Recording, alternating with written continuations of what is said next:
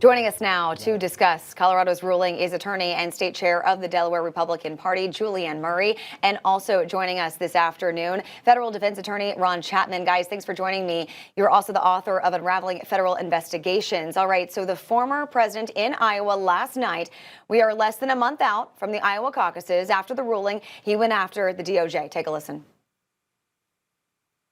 We will restore law and order to our communities, and I will direct a completely overhauled DOJ to investigate every radical, out-of-control prosecutor, of which we have many, in America. I have a guy named Deranged Jack Smith. He's a deranged person.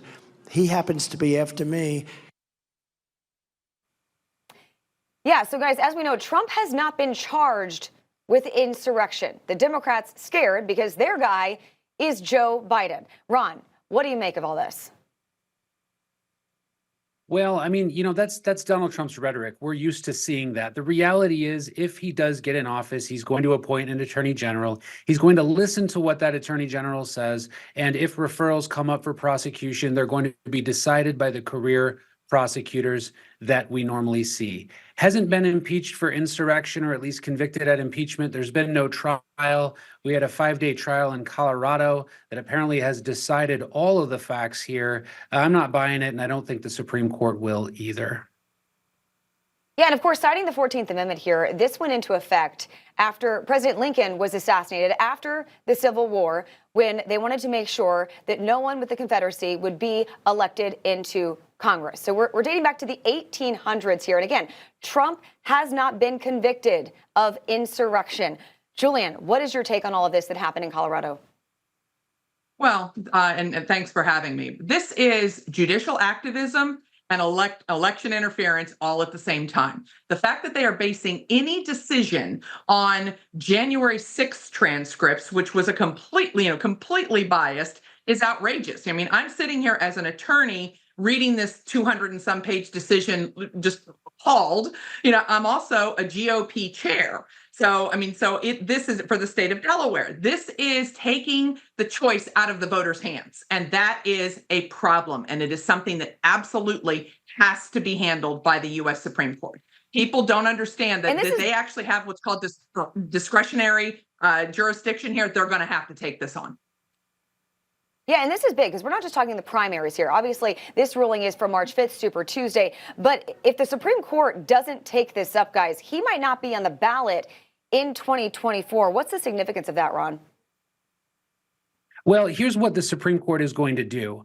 Likely, Gorsuch, who is the 10th Circuit judge right now, is going to moot the entire thing by likely pushing the deadline for this case past that ballot printing timeline. So Donald Trump's name will be on the ballot. Other jurisdictions, I don't believe, are going to follow Colorado. And then the Supreme Court will take up one case deciding whether or not Trump will be on the general election ballot.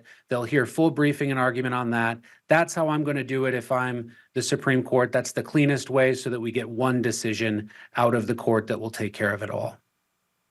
Yeah, and the timing really is everything. As we know, we are 5 days away from Christmas. Everyone is broken down for the holidays. They have to do this before January 5th. So Ron, you think this gets done? The Supreme Court takes this up before January 5th?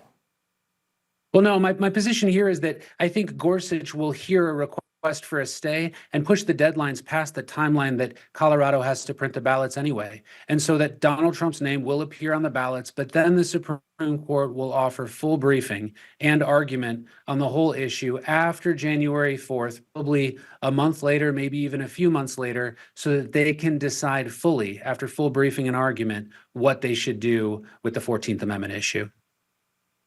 Okay, so Julian, we're looking at all of this, and I'm sure you were shocked when you saw this go down in Colorado. But then again, we're not really shocked with the way the Democrats have been attacking President Trump. Is this just the latest thing for them in trying to make sure that Biden continues to be president? Absolutely. And the thing here is the way that the decision is written, all that has to happen before January 4th is the filing, the petition to the Supreme Court. Right. And then he stays on the ballot. So that is correct, that I do think he will be on the ballot.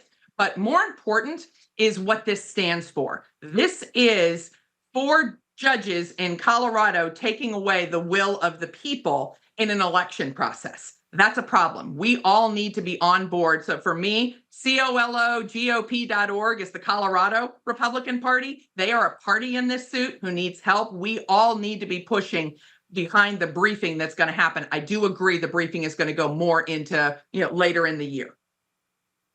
All right, guys, we got to leave it there. Thanks so much, Jillian and Ronald. Appreciate you guys so much.